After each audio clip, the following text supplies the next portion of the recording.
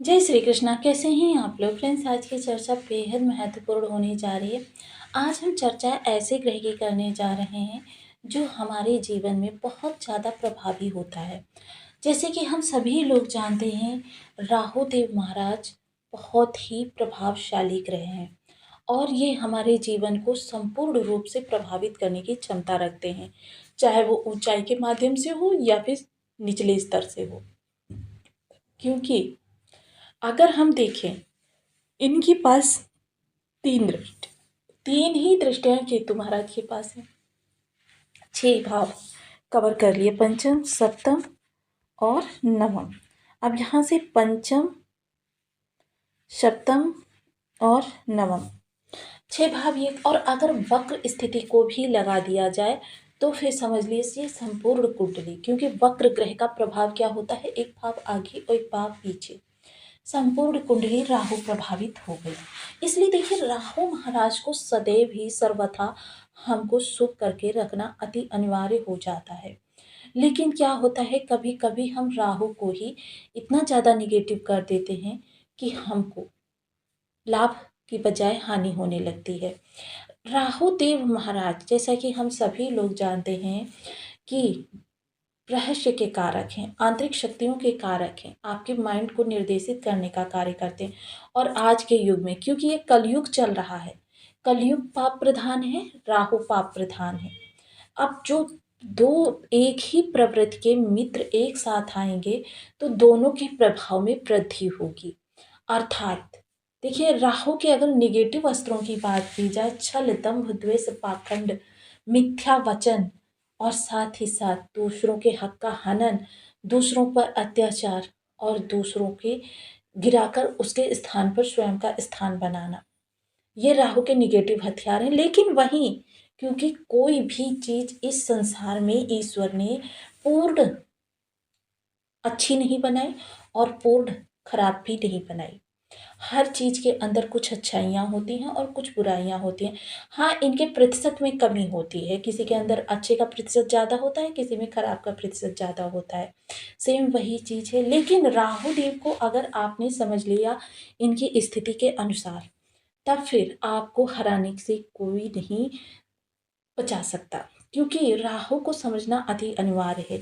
इनकी प्रत्येक चाल का प्रभाव पूरे आपके 12 भावों पर पड़ता है। लेकिन आज की अगर चर्चा को आपने समझ लीजिए तो फिर समझ लीजिए कि आपको जीवन में कभी भी तन संबंधी समस्या नहीं आने वाली। इसको हम छोटे से उदाहरण से समझते हैं, क्योंकि राहु की इस समय पर जो स्थिति है उसको हम अभी आकलन करेंगे। लेकिन इसको एक छोटे से उदाहरण से समझते हैं। आप 2 बच्चों को पढ़ा रहे हैं। एक बच्चा बहुत तन्मयता से, बहुत आंतरिक दृढ़ इच्छा शक्ति के साथ आपकी बातों को सुन रहा है, आप जो समझा रहे हैं उसे समझ रहा है। दूसरा बच्चा चंचल मन के साथ बैठा हुआ है, चंचल प्रवृत्ति के साथ बैठा हुआ है। वो आपकी बातों को समझ तो रहा है, देख भी रहा है, लेकिन आत्मसात उस स्थिति पर नहीं कर रहा है जिस पर करना चाहिए। अब आप स्वयं बताइए, दोनों में से सबसे बेहतर बच्चा कौन सा होगा, जो आपकी हर प्रवृत्ति को, हर बात को आंतरिक दृढ़ इच्छा शक्ति के साथ समझ रहा है, या वो जो चंचल मन के साथ समझ रहा है? आप निस्संदेह कहेंगे वो व्यक्ति जो दृढ़ इच्छा शक्ति का अनुकरण कर रहा है। तो देखिए, यही चीज़ें राहु के पास हैं कि दृढ़ इच्छा शक्ति, संकल्प, भावना।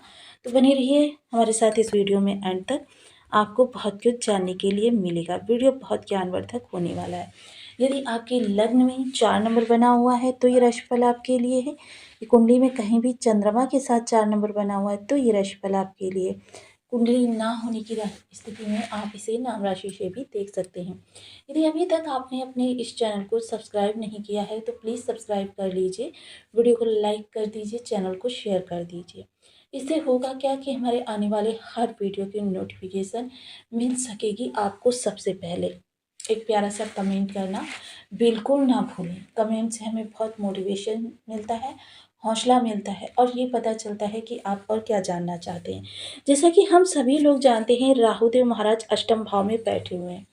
अष्टम भाव वो भाव होता है जो आपकी आंतरिक स्थिति को दर्शाता है, आपकी दृढ़ इच्छा शक्ति। वो आपने देखा होगा कि लोग के घर में रेड पड़ती है, बहुत सारा खजाना निकलता है, बहुत सारा धन निकालता है।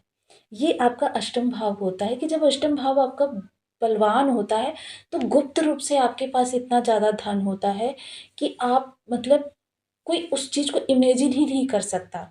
उसके पास आपने देखा होगा बहुत से लोग ऐसे कार्यों को करते रहते हैं जो देखिए धन आगमन में सहायक होते हैं।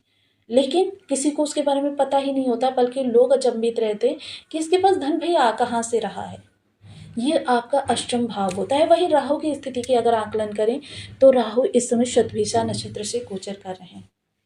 अब शतभिषा नक्षत्र की अगर मैं चर्चा करूं तो ये आपकी आंतरिक दृढ़ इच्छा शक्ति को बहुत ज़्यादा प्रबल बनाने का कार्य करता है, क्योंकि इसके देवता है वरुण देव। और इसके अगर अहिर बुधन्या की चर्चा की जाए तो अहिर बुधन्या की जो आकृति है वो जल से निकलते हुए शंख के समान है।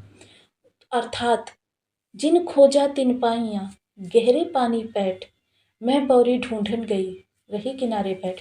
जो भी कार्य करें, जिस भी कार्य में आपका हाथ है, पहले से कर रहे हैं कोई बात नहीं, लेकिन उसकी गूढ़ता को समझना अति अनिवार्य है। क्योंकि राहु अष्टम भाव आपका वह भाव होता है, क्योंकि जैसे कि मैंने आपको एक बार सप्तम भाव का रूल समझाया था, उसी तरीके से ये अष्टम भाव जो है आपके धन भाव को पूर्ण कंट्रोल करने की क्षमता रखता है। आपके पास धन नहीं आ रहा मतलब आपका धन भाव कमजोर है। अगर धन भाव आपका परचारण में प्रबल है फिर भी अगर नहीं आपके पास आ रहा तो आपका अष्टम भाव वहां पर परेशानियां उपस्थित कर रहा है। लेकिन आ रहा है, रुक नहीं रहा, यानी कि अष्टम भाव आपकी बाधाएं क्रिएट कर रहा है, परेशानियां आपके सामने बना रहा है, जिसकी वजह से आप वो धन निकालते चले जा रहे हैं। मोस्टली क्या होता है, जब व्यक्ति किसी चीज़ को सोचकर धन जमा करना प्रारंभ करता है और अष्टम भाव कमजोर होता है, ऐसी स्थिति में क्या होता है कि व्यक्ति ने सोचा मैं गाड़ी खरीदूंगा, इतना धन मेरे पास हो जाए मैं गाड़ी खरीदूंगा या प्रॉपर्टी खरीदूंगा या इन्वेस्टमेंट करूंगा, कोई भी चीज़ वो सोच रहा है।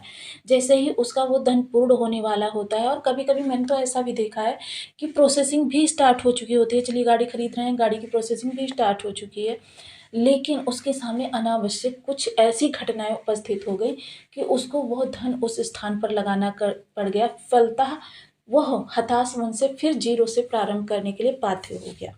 अष्टम भाव आपका कमजोर है, ऐसी स्थिति में आपको अष्टम भाव को भी प्रबल करना अति अनिवार्य है। अब भाव बल की चर्चा करें। भाव बल, क्योंकि देखिए राशि बल, ग्रह, ये दोनों बाद में कार्य करते हैं, पहले भाव बल। क्योंकि जब आपके रहने का स्थान बहुत अच्छा होगा तब आपका मन प्रसन्न होगा, और आपका मन प्रसन्न होगा आप प्रसन्नचित्त होकर कार्य करेंगे। तो ये आपको यहाँ पर भाव बल के अनुसार, राशि बल के अनुसार और ग्रह के अनुसार इन तीनों को प्रबल करना अति आवश्यक हो जाता है, ताकि आपको भविष्य में अच्छे रिजल्ट प्राप्त हो सकें। अब यहाँ पर एक चीज़ और समझिए कि देखिए भाव बल अगर यहाँ पर कहें तो यहाँ पर भाव 2 नंबर की राशि, काल पुरुष की कुंडली के अनुसार 2 नंबर की राशि आती है। और यहाँ पर अगर चर्चा करें तो काल पुरुष की कुंडली के अनुसार अष्टम राशि आती है, वृश्चिक राशि। अब यहाँ पर देखिए राशि कौन सी है, सिंह राशि। यहाँ पर आपके कुंभ राशि, यानी कि ये 4 आपके पास ग्रह आ गए। इसके अलावा जो बैठा है, देखिए समय समय पर परिवर्तित होते रहते हैं, आपके बर्थ चार्ट में कोई अलग ग्रह बैठा होगा। इन ग्रहों का सबसे पहले आप 11-11 हज़ार जप कर पूर्ण कर लीजिए, और जिस दिन इनकी तिथि आती है उस दिन आप नहीं ज़्यादा समय है, एक माला ही जप कर दीजिए, आपको पक्का लाभ प्राप्त होगा। तो आपको वीडियो कैसी लगी मुझे कमेंट बॉक्स में ज़रूर बताएं। चैनल पर न्यू है तो प्लीज़ वीडियो को लाइक शेयर, चैनल को सब्सक्राइब करना बिल्कुल ना भूलें। मिलती हूँ नेक्स्ट वीडियो में, तब तक के लिए नमस्कार, अपना ध्यान रखें, स्वस्थ रहें, मस्त रहें।